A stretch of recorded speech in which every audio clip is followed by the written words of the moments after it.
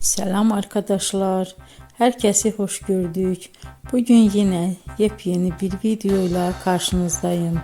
Hayranlıkla izlediğimiz Can Yaman ve Demet Özdemir çiftinden çok güzel fotolar hazırladım. Onlar Erkenci Kuş dizisinde Can ve Sənem karakterlerine hayat vermiştiler ve herkesin beğenisini kazanmıştılar. Biz de sizler için onların özel fotolarını hazırladık. Bu muhteşem videoların gelmesini istiyorsanız bol bol yorum yazın, kanala abone olun, sona kadar izleyin.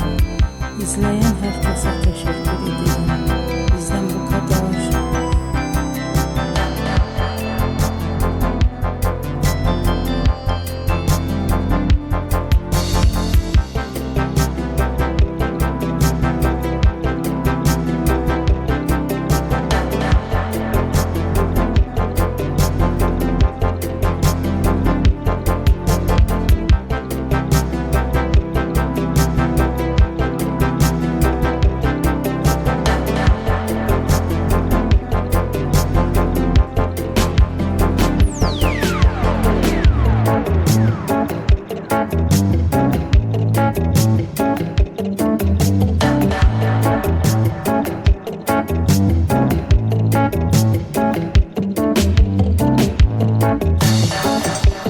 Selam arkadaşlar.